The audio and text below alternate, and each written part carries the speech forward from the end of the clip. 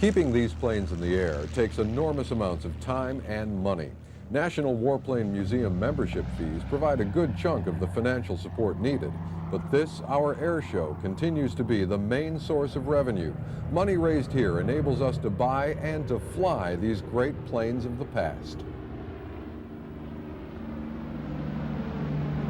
It depends on what we get to work with. Now, in the case of the 17, we had a flyable airplane to start with, so it was just a matter of being able to maintain the airplane as it was when we got and then restoring it back to its original condition, which it was during World War II.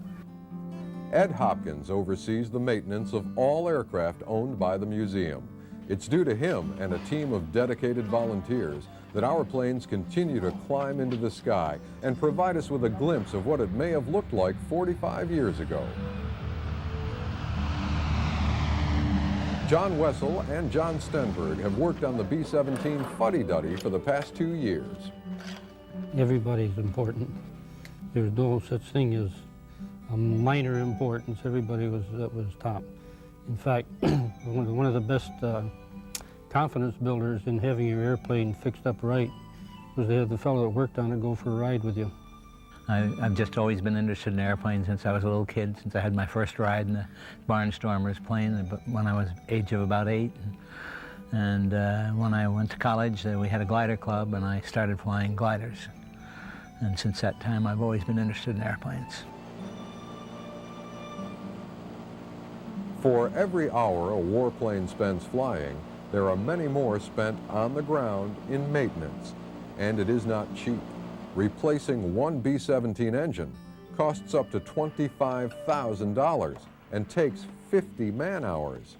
Such is the dedication to which museum volunteers remain committed, sometimes working around the clock to make a scheduled airshow appearance.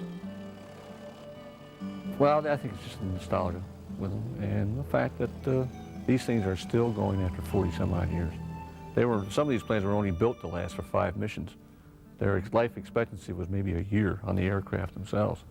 Some of these aircraft have outlasted that by far, with care and with maintenance. Many nights, very late, you can find somebody working on the planes. They are the truest believers in the good these airplanes can do. Folks like Ed and John prefer to keep a low profile. It's easy for their sacrifices to go unnoticed by airshow audiences, but the volunteers remain content knowing the contribution they've made. And I think the satisfaction really comes like when we're at the air show and we see Fuddy-Duddy take off and fly with the other planes and see some of the other planes we've worked on.